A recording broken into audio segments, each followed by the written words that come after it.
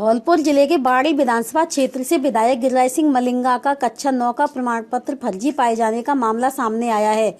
उन्होंने इसी प्रमाण पत्र के आधार पर डीएवी इंटर कॉलेज मोती कटरा आगरा से व्यक्तिगत विद्यार्थी के रूप में हाई स्कूल की परीक्षा उत्तीर्ण की थी। जांच में प्रथम दृष्टया फर्जीवाड़े की संभावना दिखाई दे रही है। आगरा जिला विद्यालय निरीक्षक रविंदर सिंह ने गिरिराज सिंह के खिलाफ एफआईआर कराने के निर्देश दिए हैं। पार्वती सदन जीटी रोड धौलपुर निवासी भाजपा के पूर्व विधायक जसवंत सिंह गुर्जर ने 2 जनवरी 2019 को आगरा में जिला विद्यालय निरीक्षक के यहां गिरिराज सिंह मलिंगा के प्रमाण पत्र फर्जी होने की शिकायत की थी। इसको आधार मानकर जांच कराई गई। जांच में पाया गया कि गिरिराज सिंह पुत्र छोटेलाल हाई स्कूल की परीक्षा वर्ष 2016 में roll number 4001-843 DAV inter college मोती कटरा आगरा से कक्षा 9 की पर्ची प्राप्त की है। जिला विद्यालय निरीक्षक की शिकायतकर्ता की ओर से उपलब्ध कराए गए साक्ष्यों के आधार पर जिला शिक्षा अधिकारी धौलपुर को पत्र भेजा है। उसकी प्रतिलिपि राजकीय उच्च माध्यमिक विद्यालय निधारा बाड़ी के प्रधानाचार्य को भेजी गई है। यह जानकारी मांगी गई है वर्ष 1990-91 में माध्यमिक स्तर की कक्षाएं संचालित थीं या नहीं। उधर धौलपुर शिक्षा विभाग का कहना है कि इस मामले में अभी उनके पास कोई पत्र और आदेश प्राप्त नहीं हुआ है। धौलपुर जिले के सैंपू कस्बे के सराफा बाजार में बीती रात अज्ञात चोरों ने ताबड़तोड़ चोरी की घटनाओं को अंजाम दिया है। सराफा मार्केट से चोर 4 दुकानों के ताले तोड़कर तिजोरियों को उठाकर ले गए, जिनमें रखे आभूषणों को निकालकर तिजोरियों को कसाई पाड़े में फेंककर फरार हो गए। सुबह जगार होने पर घटना की जानकारी लोगों को हुई तो स्थानीय लोगों ने सैंपू थाना पुलिस को घटना की सूचना दी। पुलिस ने मौके पर पहुंचकर घटना स्थल का जायजा लिया है। जानकारी के मुताबिक घटना आज बीती रात की है। कस्बा का सराफा बाजार में अज्ञात चोरों ने जमकर तांडव मचाया। चोर रात करीब 2 बजे के आसपास सराफा बाजार में पहुंचे, जहां गौरव सोनी, शंभुनाथ, संजय सोनी और द्वारका प्रसाद गर्ग की आभूषणों की दुकानों के ताले तोड़े। दुकान के अंदर रखी तिजोरियों को चोर उठाकर कसाई पाड़े की तरफ ले गए, जहां उनके लॉक तोड़कर उनमें रखे सोने चांदी के आभूषणों को लेकर फरार हो गए। घटना की जानकारी सुबह जगार होने पर हुई। पीड़ितों को जैसे ही चोरी की खबर लगी तो होश उड़ गए। कसाई पाड़े में तिजोरियां पड़ी थी और आभूषणों के पैकेट खाली पड़े थे। लोगों ने घटना की सूचना स्थानीय पुलिस को दी। मौके पर पहुंचे सीओ हिमांशु जांगीर, थाना प्रभारी अभिजीत मीणा ने मौके पर पहुंचकर घटना स्थल का निरीक्षण किया है। पीड़ितों के चोरी गए माल की कीमत का मूल्यांकन किया जा रहा है। फिलहाल अनुमानित चोरी 10 लाख के आसपास की बताई जा रही है। फिलहाल पुलिस की कार्यशैली और रात्रि गश्त व्यवस्था को लेकर आमजन में आक्रोश बना हुआ है। आपको क्या क्या नुकसान हुआ है? आपका 8 डब्बे चले गए, पीछे आ गए। कितनी दुकानों को निशाना बनाया है? 4 दुकानों को। अब क्या कर रहे हैं आप लोग? पुलिस आई है क्या? पुलिस आई है, पत्रकार भी आए हैं और एफआईआर कराएंगे थाने में।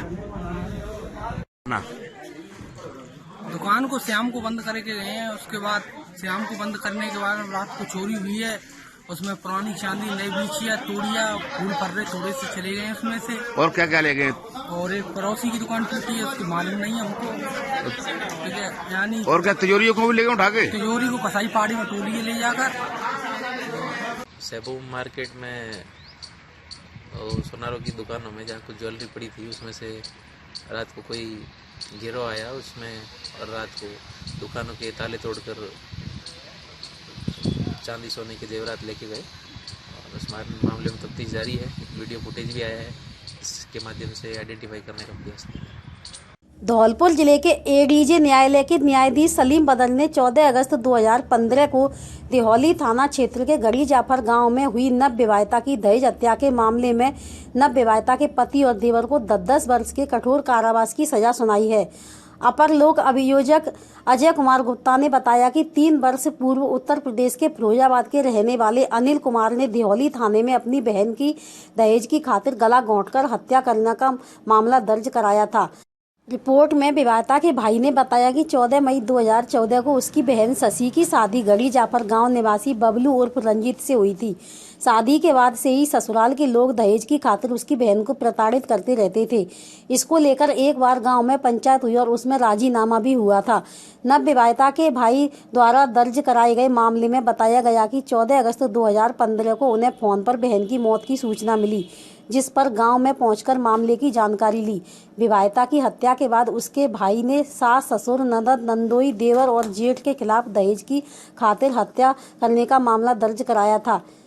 एपीपी अजय कुमार गुप्ता ने बताया कि दहेज की खातिर की गई विवाहिता की हत्या के मामले में एडीजे न्यायालय के न्यायाधीश सलीम बदर ने विवाहिता के पति बबलू और उसके देवर को दोषी करार देते हुए 10 वर्ष के कठोर कारावास को दंडित किया है। फिरोजाबाद उत्तर प्रदेश के निवासी अनिल कुमार ने अपनी बहन शशि के ससुराल वालों द्वारा दहेज में मांग को पूरा ना करने के कारण ससुराल वालों ने उसकी बहन शशि की हत्या कर दी थी। इसका मुकदमा सन 2015 में थाना दिहोली में दर्ज कराया गया था।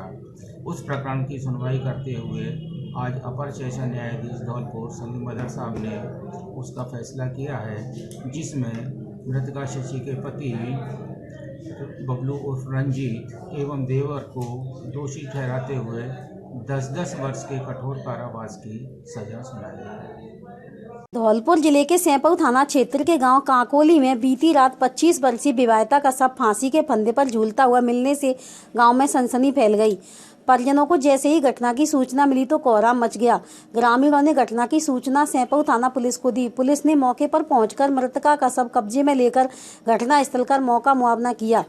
पुलिस ने मृतका के शव को कब्जे में लेकर सैंपऊ सीएचसी की मोर्चरी में पोस्टमार्टम कराकर शव परिजनों को सुपुर्द कर दिया है।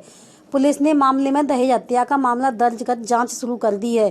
सैंपऊ थाना प्रभारी अभिजीत सिंह ने बताया कि थाना क्षेत्र के गांव काकोली में 25 वर्षीय नवविवाहिता प्रियंका पत्नी कृष्णा गौड़ की फांसी के फंदे पर लटके हुए होने की सूचना मिली थी।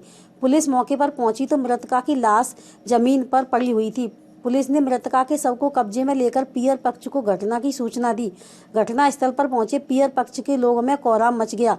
पुलिस ने मृतका का शव कब्जे में लेकर सैंपऊ सीएचसी की मोर्चरी में रखवाया। परिजनों की मौजूदगी में पुलिस ने मृतका का पोस्टमार्टम कराकर सब परिजनों को सुपुर्द कर दिया है।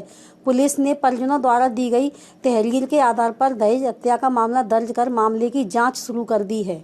को कल शाम को काकोली निवासी प्रियंका पत्नी कृष्ण गौड़ ने फांसी लगा ली थी। फांसी की सूचना पर एएसआई साहब मौके पे गए थे।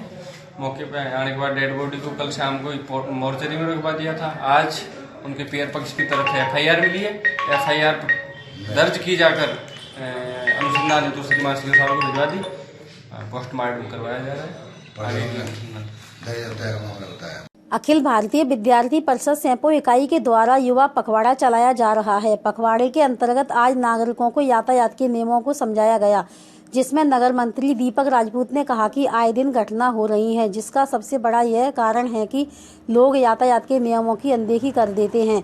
नगर सह मंत्री सोनिया ने कहा कि नागरिक अपने में सोच कर ले, जब तक बाइक चलाए तो हेलमेट पहनकर चले या कार ड्राइव करें तो सीट बेल्ट लगाकर चलें, जिससे कि आपकी सेफ्टी और आपके परिवार की सेफ्टी होगी। विशाल ठाकुर कार्यालय मंत्री और सूरज ठाकुर नगर सह मंत्री ने सभी नागरिकों से यातायात के नियमों का पालन करने का अनुरोध किया। इस अवसर पर सुनील कुमार, सोनू शर्मा, पंकज कुशवाहा, भूरा कुमार आदि कार्यकर्ता उपस्थित रहे। धौलपुर जिले के राजाखेड़ा कस्बे के बचपन विद्यालय में क्लास 1 से 5वीं तक के सभी छात्र छात्राओं के लिए विद्यालय के द्वारा पत्र लेखन प्रतियोगिता का आयोजन किया गया, जिसमें अकेडमी के सभी छात्र छात्राओं ने बढ़ चढ़कर हिस्सा लिया और अपनी प्रतिभा को उभारने का अवसर प्राप्त किया।